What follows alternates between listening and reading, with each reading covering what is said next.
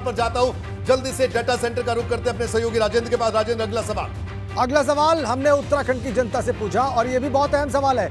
इस सवाल में बहुत सारे सवालों का दरअसल निचोड़ है और इसमें हमने ये जानने की कोशिश की कि उत्तराखंड में किसको कितने वोट मिल रहे हैं, वोट फीसद किसके पास कितना रहेगा और वोट स्विंग किसकी तरफ हो रहा है और किसकी तरफ से हो रहा है, ये जानने का हमने प्रयास किया।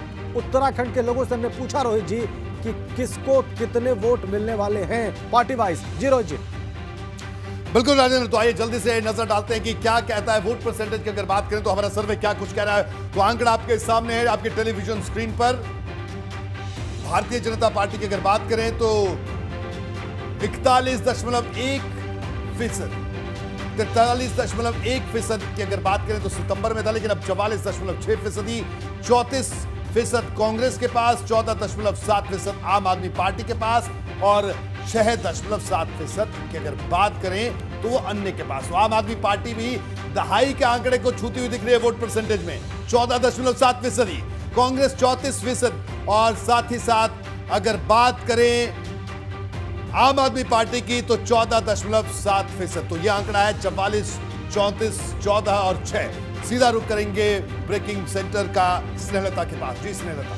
बिल्कुल रोहित जी, और यही बड़ी खबर है कि वोट शेयर पे सबकी नजर होती है और ये वोट शेयर का इंडेक्स किधर जा रहा है, किसे इंडिकेट कर रहा है, पॉजिटिव या फिर नेगेटिव, ये हम आपके सामने रख रहे हैं। भाजपा की आप जब बात करते हैं तो 44.6%, ये है 44.6% भाजपा के खाते में।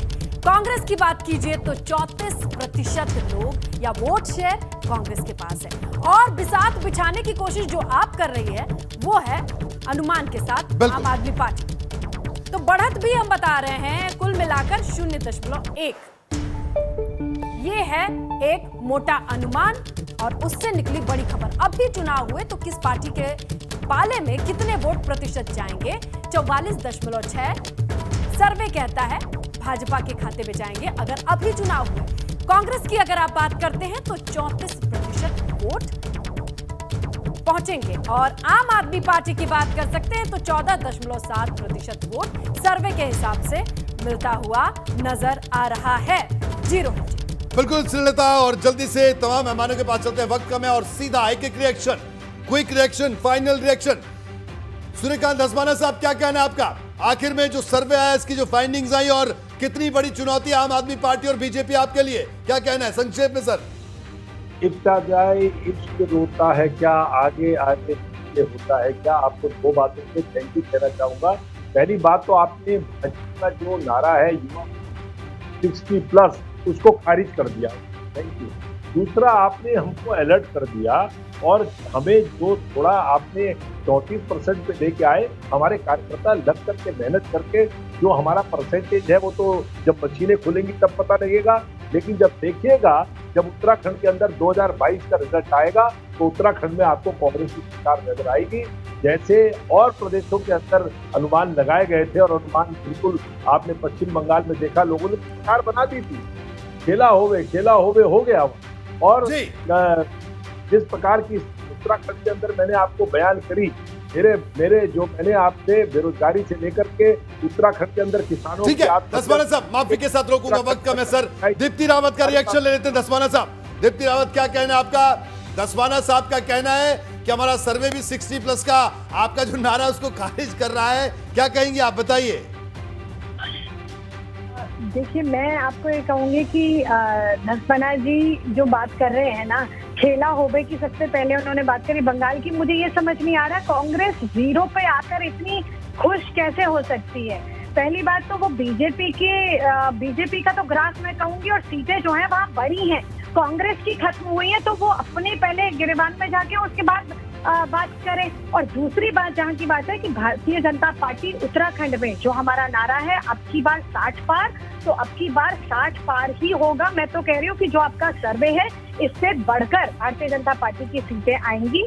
और जहां तक दूसरी पार्टीज और आप थर्ड पार्टी की जहां बात करते हैं, देखिए जनता को मालूम है कि उनके मुश्किल की घड़ी में कौन उसके साथ था और जो आम आदमी पार्टी है वो दूसरे प्रदेशों में कैसा प्रदर्शन कर रही है, किस प्रकार से दिल्ली में केवल तुष्टीकरण की राजनीति कर रही है, किस तरफ सिर्फ फ्रीबीज की राजनीति कर रही है, डेवलपमेंट की। ठीक है दीप्ति, माफी चाहूंगा, आपको रोकूंगा, वक्त कम हो गया है। भूपेश जी के पास चलते। भूपेश जी, आपका फाइनल रिएक्शन, ये दोनों बड़ी पार्टियां और एक तरफ आम आदमी पार्टी, बताइए। देखिए रोहित जी, जैसे कि सभी लोगों को एक स्वाभाविक रूप से पता है कि भारतीय जनता पार्टी और कांग्रेस के जो प्रत्याशी हैं उन 70 सीटों पे हमारे यहाँ कौन कौन होंगे। 70 सीटों के प्रत्याशी मोर और लेस लोगों को एक आइडिया रहता है कि यहाँ पर इस बार कौन है, ए कौन है, बी कौन है।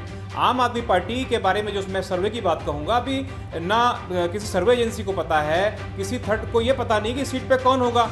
तो मुझे ऐसा लगता है कि जब हमारे सारे प्रत्याशी घोषित हो जाएंगे, सारे चेहरे सामने आ जाएंगे, तो उसके बाद जो सर्वे होगा एक बिल्कुल नया एक उसका चेहरा होगा। मार्च में आप लोगों के सर्वे में आपने हमको 9% आपने वोट दिया था और उसमें आपने कहा था कि 2 से 8 सीटें हम लोग जीतेंगे आम आदमी पार्टी के खाते में। 2 से 8 सीटें आपने 9% में दी थी। वहीं आपने जो सितंबर का सर्वे था उसमें आपने बताया था कि हमको 15% वोट शेयर रहेगा, और अभी आपने मुझे इस सर्वे में, ताजे सर्वे में आपका कहना है कि 14.7% आम आदमी का वोट शेयर है।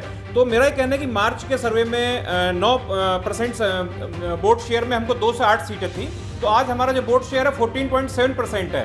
तो 14.7 के हिसाब से हमको ऐसा लगता है कि हम लगभग 15 सीटों पर आम आदमी पार्टी अभी बढ़त बनाए हुए है आपके सर्वे के हिसाब से, जो आपने सर्वे किया है। और निश्चित रूप से जो हमारे चेहरे सामने आएंगे आम आदमी पार्टी के 70 सीटों पे चेहरे आपको दिखेंगे, तो हमारा आपका कहना बड़ी चुनौती देंगे। माफी के साथ रोक लो, वक्त खत्म हो गया। आपका बहुत बहुत शुक्रिया धस्माना साहब, आपका भी शुक्रिया। दीप्ति रावत, आपका भी शुक्रिया। और डेटा सेंटर से राजेंद्र लगातार हमारे साथ बने थे। राजेंद्र, अगले महीने फिर से एक और बड़े सर्वे के साथ आप दर्शकों के बीच में आएंगे। आपका बहुत बहुत शुक्रिया। और स्नेहलता हमारे साथ ब्रेकिंग सेंटर से मौजूद थी। स्नेहलता, आपका भी बहुत बहुत शुक्रिया। तो कुल मिलाकर हमने बताया कि आखिरकार उत्तर प्रदेश, उत्तराखंड में अगर आज चुनाव हो तो क्या होगा, यूपी और उत्तराखंड का मोड़। यहाँ वक्त एक छोटे से ब्रेक के बाद भी एबीपी गंगा पर खबरों का सिलसिला जारी।